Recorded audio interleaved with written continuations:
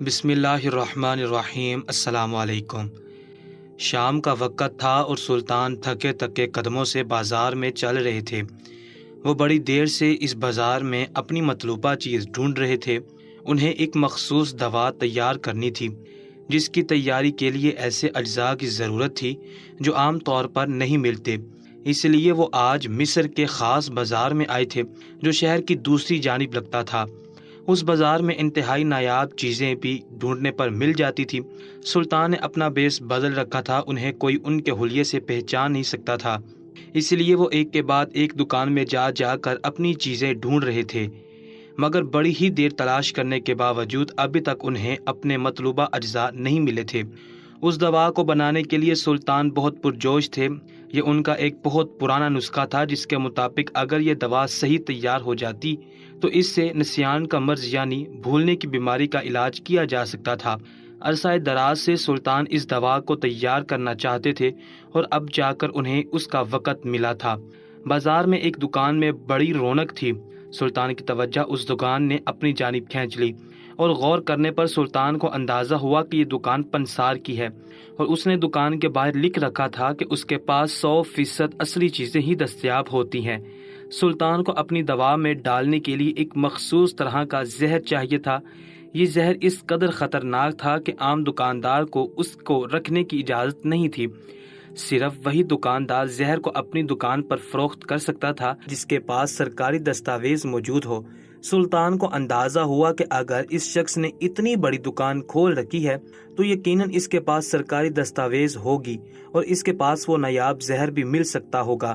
دکان بظاہر تو بڑی شان و شوکت والی تھی۔ یہی سوچ کر سلطان نے اپنے قدم اس دکان کی جانب بڑھا دیے۔ اب تک انہیں ہر دکان سے مایوسی ہوئی تھی اور ان کی دلی خواہش تھی کہ اس دکان سے انہیں ان کی مطلوبہ زہر مل جائے۔ ابھی وہ دکان میں داخل نہ ہو پائے تھے کہ ان کی نظر دکان کے باہر کی جانب کونے میں بیٹھی ہوئی ایک لڑکی پر پڑی۔ لڑکی اس عجیب سے انداز میں بیٹھی تھی کہ سلطان کی توجہ اس نے اپنی جانب کھینچ لی۔ وہ 10-11 سالوں کی بچی تھی۔ دکھنے سے اندازہ ہوتا تھا کہ وہ نابالغ ہے۔ اس کے چہرے پر بے حد معصومیت تھی، لیکن جو چیز غور طلب تھی وہ اس کے چہرے کی معصومیت نہیں بلکہ اس کے چہرے پر پھیلا ہوا اندیکھا سا خوف تھا۔ وہ بار بار خوف زدہ نظروں سے دکان کے اندر کی جانب جھانکتی تھی اور پھر بے چین ہو کر اپنے ہاتھ مسلنے لگتی۔ سلطان کو اس لڑکی کی حرکت کچھ عجیب سی لگی۔ وہ چہرے پڑھنے میں ماہر تھے۔ عرصہ دراز سے وہ ہر طرح کے انسان سے ملنے اور اسے پرکھنے کے بعد اس نتیجے پر پہنچے تھے کہ جو سچ انسان کی زبان نہیں بولتی وہ سچ اس کا چہرہ بول دیتا ہے۔ آنکھیں وہ کہانیاں بیاں کر دیتی ہیں جو انسان اپنے دل کے نہا خانوں میں چھپا کر رکھتے ہیں۔ اس بچی کا چہرہ اور اس کی آنکھیں بھی ایک ایسی ہی داستان سنا رہے تھے جو یہ معصوم لڑکی اپنے دل کے کسی گوشے میں دبا کر بیٹھی تھی۔ جس طرح خوف زدہ انداز میں وہ اپنے ہاتھ مسل رہی تھی، سلطان نے اندازہ کر لیا کہ کوئی شخص اس معصوم لڑکی پر حاوی ہے، اور یہ اسی کی ہی دہشت ہے کہ اس کی غیر موجودگی میں بھی یہ لڑکی اس کے اثر سے نہیں نکلی۔ سلطان بھول گئے کہ انہوں نے دکان سے کیا چیز لینی تھی۔ انہوں نے آگے بڑھ کر اس لڑکی کو مخاطب کیا، بیٹی تم یہاں کیوں بیٹھی ہو؟ یہ تو ایسی دکان ہے جہاں پر حکمت کا سامان ملتا ہے۔ کیا تمہارے ساتھ کوئی بڑا بھی ہے؟ اور اگر ہے تو وہ کہاں ہے؟ کیونکہ میں دیکھ رہا ہوں تم بہت ہی بے چین نظر آ رہی ہو۔ اگر تمہیں کوئی پریشانی ہے تو تم بلا جھجک مجھ سے کہہ سکتی ہو۔ تم مجھے اپنے والد صاحب جیسا سمجھ سکتی ہو۔ سلطان کو لگتا تھا کہ اتنی تسلی امیز جملے سن کر لڑکی کے چہرے پر پھیلا خوف ختم ہو جائے گا اور اسے جو بھی پریشانی تھی وہ سلطان کو بتا دے گی، مگر یہ کیا؟ جو کچھ ہوا وہ سلطان کے توقعات کے بالکل الٹ تھا۔ لڑکی سلطان کی آواز پر ویسے اچھلی جیسے اس نے کوئی بھوت دیکھ لیا۔ جب سلطان نے اسے مخاطب کیا تو وہ بار بار پلٹ کر دکان کے اندر جھانکنے لگی، جیسے اسے یہ خوف تھا کہ سلطان اگر اس سے بات کر رہے ہیں تو کوئی اسے دیکھ نہ لے۔ سلطان کی بات مکمل ہوتے ہی اس نے جلدی سے نفی میں سر ہلایا اور کہنے لگی، نہیں اے حضرت، مجھے کسی قسم کی کوئی پریشانی نہیں ہے اور نہ ہی میں کسی سے خوف زدہ ہوں۔ میں یہاں پر بیٹھی اپنے بھائی کا انتظار کر رہی ہوں۔ مجھے یہاں بٹھا کر وہ دکان کے اندر گیا ہے، اسے اپنا کوئی ذاتی سامان لینا ہے۔ وہ مجھے یہاں ساتھ اس لیے لایا تھا کیونکہ میں نے کھانا پکانے کے لیے کچھ سامان خریدنا تھا۔ اس نے سبزی وغیرہ تو مجھے لا دی ہے، لیکن اب اپنا سامان لینے کے لیے دکان کے اندر گیا ہے اور میں اسی کا انتظار کر رہی ہوں۔ لڑکی نے سلطان کو اپنے ہاتھ میں بڑا سا تھیلا دکھایا جس میں سے سبزیاں جھانک رہی تھی۔ حالانکہ سلطان نے اسے ایسا کچھ نہ پوچھا تھا، لیکن اس کی بلا ضرورت کی وضاحت نے سلطان کو مخمصے میں ڈال دیا۔ لڑکی نے اپنے طور پر تو وضاحت کر دی تھی، مگر سلطان کو اس کی بات نے کسی طور پر مطمئن نہ کیا تھا۔ اسی لیے سلطان نے آگے بڑھ کر اس لڑکی کے سر پر ہاتھ رکھا اور کہا، میری بیٹی، تم مجھے اپنے شہر کا سلطان سمجھو، جسے تم جو بھی مسئلہ بتاؤ گی وہ اسے حل کر دے گا۔ اسی لیے بلا خوف و خطر مجھے وہ بات بتاؤ جو تمہیں پریشان کر رہی ہے، کیونکہ تمہارے چہرے میں سے میں جان گیا ہوں کہ تم دلی طور پر خوش نہیں ہو، تمہیں کسی سے خطرہ ہے۔ آخر کیا بات ہے، مجھے بتاؤ۔ وہ چھوٹی سی بچی تھی، آخر کتنا بھی خود پر ضبط کرتی، اس کی عمر نے ابھی اسے یہ سب سکھایا ہی نہیں تھا کہ وہ اپنے تاثرات اور دل کی کیفیات کو چھپا پاتی۔ سلطان کے تسلی امیز لہجے نے اس کے دل پر چوٹ لگا دی۔ چند لمحے میں ہی اس کی آنکھیں موٹے موٹے آنسو سے بھر گئیں۔ سلطان نے جب یہ دیکھا تو انہیں ایک جھٹکا سا لگا۔ سلطان کی حوصلہ افزائی پاک ہے۔ اس لڑکی سے مزید برداشت نہ ہوا اور اس نے سلطان کو جو کچھ بتایا اس نے سلطان کے ہوش اڑا دیے۔ اس کی داستان بے حد عجیب تھی، جسے سن کر سلطان کو بے حد افسوس ہوا اور غیظ و غضب سے ان کے دماغ کی شریانیں پھٹنے لگی۔ ان کا بس نہ چلتا کہ ابھی اور اسی وقت اس لڑکی کی شکایات دور کر دیں۔ لڑکی نے انہیں بتایا، اے حضرت، میں نہیں جانتی کہ آپ کون ہیں، لیکن آپ نے مجھے یہ کہا ہے کہ میں آپ کو اس شہر کا سلطان سمجھوں۔ میں نے سن رکھا ہے کہ ہمارے سلطان بہت نیک اور عادل ہیں۔ کاش میں ان تک پہنچ پاتی اور انہیں بتا پاتی کہ میرے اوپر زندگی کس قدر تنگ ہے۔ میری عمر 11 سال ہے، مگر میں نے زندگی کا وہ تجربہ حاصل کر لیا ہے جو شاید ایک 80 سال کی بڑھیا کے پاس ہوگا۔ میری 3 بہنیں ہیں اور ان کی عمریں مجھ سے بڑی ہیں، مگر بدقسمتی میں وہ تینوں بھی میری ہی جیسی ہیں۔ ہمارا ایک رشتہ دار جو ہمارے ہی گھر میں رہتا ہے وہ ہمارے ساتھ بدفعلی کرتا ہے۔ اگر ہم کسی کو یہ سب بتائیں تو ہم خود ہی شرمندہ ہوتی ہیں، کیونکہ کوئی یقین نہیں کرتا۔ وہ کون ہے میں اس کے بارے میں آپ کو نہیں بتا سکتی، کیونکہ اس کا کہنا ہے کہ اگر میں نے کبھی بھی کسی کو یہ بتا دیا تو اس کا سلوک بہت برا ہوگا۔ میں اس سے بے حد خوف زدہ ہوں اور میں نہیں جانتی کہ میں اپنی اور اپنی بہنوں کی جان اس سے کیسے چھڑواؤں گی۔ اگر آپ سلطان تک میری فریاد پہنچا دیں تو ان سے صرف اتنی درخواست کیجیے گا کہ وہ اپنی ذہانت سے پہچان لے کہ میرا کون سا رشتہ دار یہ گھٹیا کام کرتا ہے، اور اس کے بعد اسے بدترین سزا دیں۔ اس شخص نے مجھے میری مردہ ماں کی قسم دے رکھی ہے کہ میں اس کے بارے میں کبھی کسی کو نہیں بتاؤں گی۔ لڑکی کی بات ختم ہو گئی اور سلطان کی برداشت بھی۔ لڑکی نے کچھ دیر پہلے انہیں بتایا تھا کہ وہ اپنے بھائی کے ساتھ یہاں آئی ہے۔ سلطان نے ایک لمحے کی تاخیر کیے بغیر دکان کے اندر قدم بڑھا دیے۔ وہ چاہتے تھے کہ اس لڑکی کے بھائی سے مل کر پوچھے کہ آخر وہ کہاں رہتے ہیں۔ جب ان کی رہائش کا پتہ چل جاتا تو سلطان اس رشتہ دار کا بھی پتہ چلا لیتے جو اس لڑکی کا مجرم تھا۔ نہ صرف اس لڑکی کا بلکہ اس کی 3 بہنیں بھی جو شخص کی ہوس کا نشانہ بنتی تھی۔ دکان کے اندر داخل ہوتے ہی سلطان کو یاد آیا کہ وہ تو اس لڑکی کے بھائی کو پہچانتے ہی نہیں۔ آخر وہ کیسے جانیں گے کہ دکان میں موجود اتنے سارے مردوں میں سے اس لڑکی کا بھائی کون ہے؟ سلطان کو بے حد افسوس ہوا۔ شدید غصے نے ان کی عقل پر پردہ ڈال دیا تھا۔ انہوں نے ایک طائرانہ نگاہ دکان کے اندر ڈالی، لیکن وہ پہچان نہ پائے۔ وہ الٹے قدموں دکان سے باہر نکلے کہ اس لڑکی سے جا کر پوچھ سکے کہ اس کا بھائی کون سا ہے، لیکن بدقسمتی سے یہاں بھی سلطان نے غلطی کر دی تھی۔ سلطان نے اندر جانے کی جلدی میں اس لڑکی کو نہ تو ٹھہرنے کا اشارہ کیا تھا اور نہ ہی اسے تاکید کی تھی کہ وہ سلطان کا انتظار کرے۔ شاید اس لڑکی کا بھائی دکان سے نکل کر اسے اپنے ساتھ لے گیا تھا، کیونکہ باہر دکان کے آس پاس دور دور تک اس لڑکی کا نام و نشان نہیں تھا۔ سلطان کو اپنی جلد بازی پر بے حد افسوس ہوا۔ اس معصوم لڑکی نے سلطان کو اپنا ہمدرد جان کر انہیں اپنا دکھ سنایا تھا اور سلطان اس کی کوئی مدد بھی نہ کر پائے۔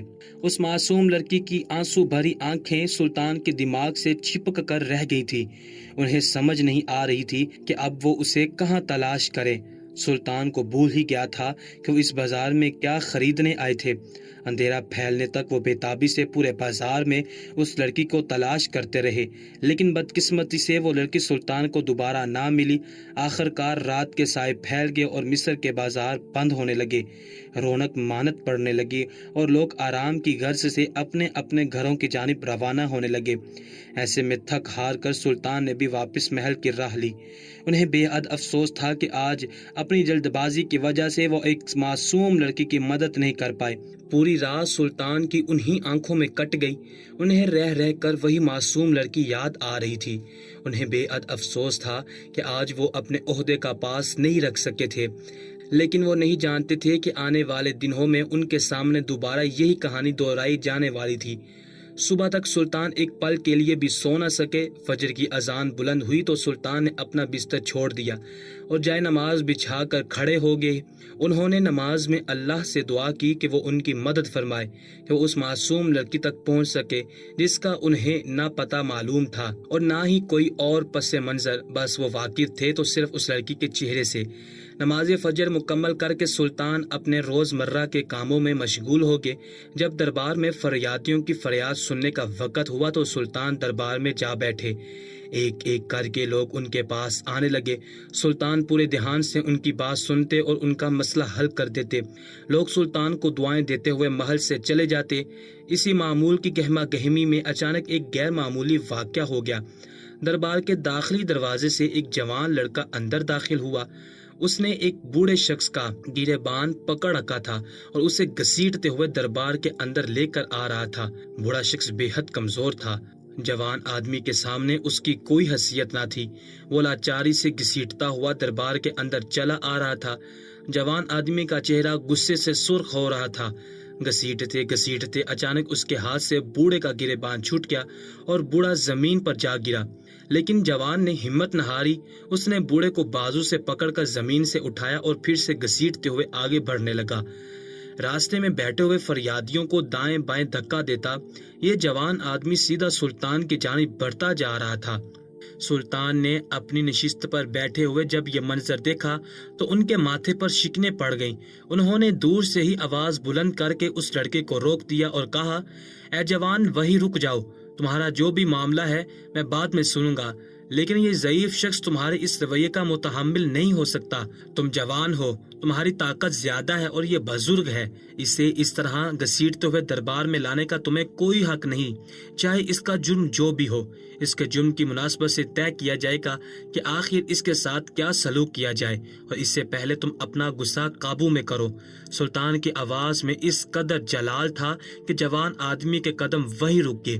بوڑھے نے سلطان کے سامنے ہاتھ جوڑ دیے، اس کی آنکھوں سے آنسو بہہ رہے تھے۔ سلطان نے ان دونوں کو آگے بڑھنے کا اشارہ کیا۔ تمام فریادی سائڈ پر ہو گئے اور انہوں نے ان دونوں بزرگ اور جوان آدمی کو جگہ دے دی کہ وہ سلطان کے سامنے جا کر اپنا مسئلہ پہلے بیاں کر دیں، کیونکہ وہ دونوں ہی اس قدر جذباتی ہو رہے تھے کہ یوں لگتا تھا کہ انتظار ان کے لیے بہت ہی مصیبت ثابت ہوگا۔ سلطان کے سامنے پہنچتے ہی جوان شخص پھر سے لال سرخ ہو گیا اور کہنے لگا، اے سلطان، آپ اس شخص کی بزرگی کو دیکھتے ہوئے دھوکہ مت کھائیں۔ یہ شیطان ہے، ایسا شیطان جو اپنے ہی گھر میں نک بلکاتا ہے۔ ڈائن بھی 7 گھر چھوڑ کر وار کرتی ہے، لیکن یہ شخص تو اس سے بھی بدتر ہے۔ جوان کی آواز سن کر سلطان کو اندازہ ہو گیا کہ ان دونوں کے درمیان کوئی بہت گہرا راز چھپا ہے۔ سلطان نے اپنا ہاتھ اٹھا کر اس شخص کو خاموش ہونے کا کہا اور کہنے لگے، الزام تراشی بند کرو اور مجھے مت بتاؤ کہ یہ شیطان ہے یا ڈائن۔ دیکھنے میں تو ایک عام سا ہی انسان نظر آ رہا ہے، اور وہ بھی بوڑھا جو اپنی قوت سے تو کسی کا کچھ نہیں بگاڑ سکتا، لیکن اگر پھر بھی تمہارے اندر کوئی ایسا راز ہے جو اس کے خلاف جاتا ہے تو تم مجھے تسلی سے بتاؤ، مگر غصہ تھوک دو۔ سلطان کی بات سن کر جوان کا رویہ قدرے بہتر ہو گیا۔ اس نے اپنے لہجے کو معتدل کیا اور کہنے لگا، اے سلطان، معافی چاہتا ہوں کہ میں نے آپ کے دربار میں آ کر گستاخی کی ہے، لیکن بات ہی کچھ ایسی ہے۔ یہ بوڑھا شخص میرا باپ ہے، حالانکہ یہ عمر کے اس حصے میں ہے کہ اسے معلوم ہے یہ آج مرے یا کل کا دن دیکھے یا نہ دیکھے، لیکن اس کے باوجود یہ اس قدر ہوس پرست ہے کہ اسے اپنے ہی گھر نقب لگانے سے کوئی نہیں روک سکا۔ سلطان ایک دم چونک کے، آخر وہ لڑکا کیا بات کر رہا تھا؟ ایک بوڑھا آدمی اور ہوس پرست، اس عمر میں آخر اس کا نفس پرستی کا کیا کام تھا؟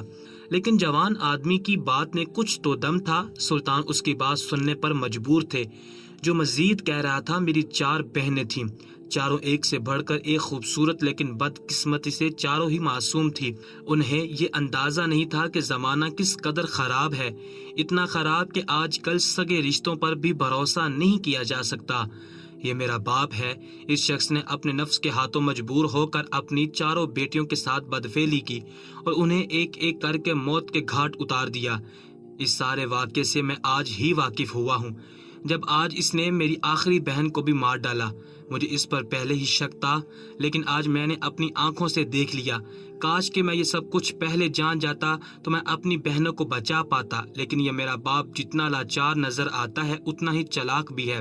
اس نے یہ سارا کھیل اس قدر ہوشیاری سے کھیلا ہے کہ مجھ جیسا جوان آدمی بھی چکما کھا گیا۔ میں اس کا کچھ نہیں بگاڑ سکتا کیونکہ یہ میرا باپ ہے۔ میں اس کا انصاف آپ پر چھوڑتا ہوں۔ اس نے اپنی 4 بیٹیوں کو اپنی ہوس کا نشانہ بنایا اور ان کا قتل بھی کیا۔ آپ چاہیں تو میں آپ کو ثبوت دکھا سکتا ہوں۔ میرے گھر کے صحن میں ہی اس نے ان 4 بے گناہوں کو دفن کیا ہے۔ میں خود دیکھ کر آ رہا ہوں، لیکن میں چونکہ لاشوں کی بے حرمتی نہیں کرنا چاہتا، اس لیے میں نے زمین دوبارہ سے برابر کر دی۔ اگر آپ چاہیں تو میرے ساتھ چل کر ثبوت دیکھ سکتے ہیں۔ جوان کی بات مکمل ہو گئی۔ سارے دربار میں لوگ سناٹے میں آ گئے۔ سبھی حیران تھے کہ آخر یہ کیسا واقعہ سننے میں آ رہا ہے۔ ایک باپ بھلا اپنی بیٹیوں کے ساتھ اس طرح کا سلوک کیسے کر سکتا ہے؟ یہ تو قیامت کے آثار تھے۔ جس نے بھی سنا اس نے دانتوں تلے انگلیاں دبا لی۔ جوان کی بات نے سلطان کو ششدر کر کے رکھ دیا تھا۔ وہ حیران تھے کہ اس کے جواب میں وہ کیا کہیں۔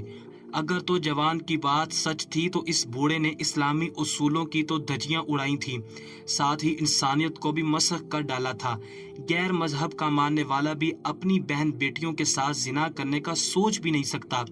یہ رشتے ہی ایسے ہوتے ہیں، اور اسلام نے تو واضح طور پر بہن، بیٹی اور ماں جیسے رشتوں کو مقدس قرار دیا ہے۔ بھلا ایک شخص اپنی ہوس کے ہاتھوں مجبور ہو کر ایسا گھناؤنا فعل کیسے کر سکتا تھا؟ سلطان نے خود پر ضبط کرتے ہوئے بوڑھے کی جانب اشارہ کیا اور کہنے لگے، اے بزرگوں، آپ بھی کچھ فرمائیے۔ جو کچھ یہ جوان کہہ رہا ہے کیا وہ بات درست ہے یا نہیں؟ یا جو الزام آپ پر لگا رہا ہے کیا وہ سچ ہے؟ اگر یہ بات جھوٹ ہے تو مجھے اپنی سچائی کی گواہی دیجیے تاکہ میں کوئی ناانصافی کا فیصلہ نہ کر لوں۔ سلطان کی بات سنتے ہی بوڑھے نے نظر اٹھا کر سلطان کو دیکھا اور کچھ کہنے کی کوشش کرنے لگا، لیکن اس کے منہ سے غوں غاں غوں کے سوا کچھ نہ نکلا۔ وہ بڑی دیر بات کرنے کی کوشش کرتا رہا لیکن بے سود ثابت ہوا۔ آخر سلطان کو اندازہ ہو کیا یہ شخص بول نہیں سکتا، یہ گونگا ہے۔ سلطان نے ایک سپاہی کو حکم دیا کہ اس کی زبان دیکھی جائے۔ سپاہی نے آگے بڑھ کر بوڑھے کا منہ جھٹ سے کھول دیا۔ اس کی زبان کسی حادثے کا شکار لگتی تھی، اس لیے وہ شخص بولنے سے محروم تھا۔ اب سلطان مجبور تھے کہ اس واقعے کا دوسری نظر سے جائزہ لیتے۔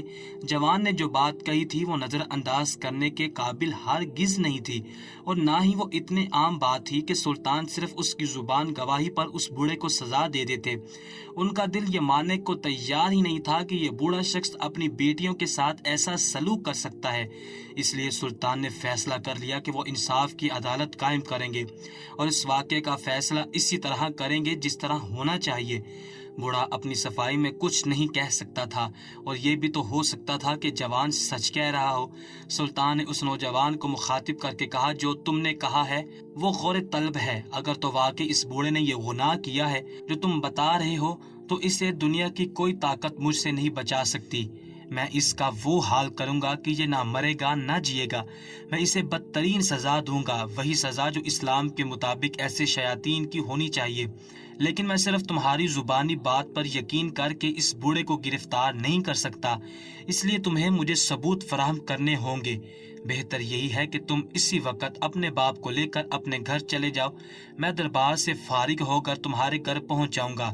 بقول تمہارے گھر میں ان 4 لڑکیوں کی لاشیں زمین میں دفن ہیں۔ میں خود انہیں اپنی آنکھوں سے دیکھنا چاہتا ہوں۔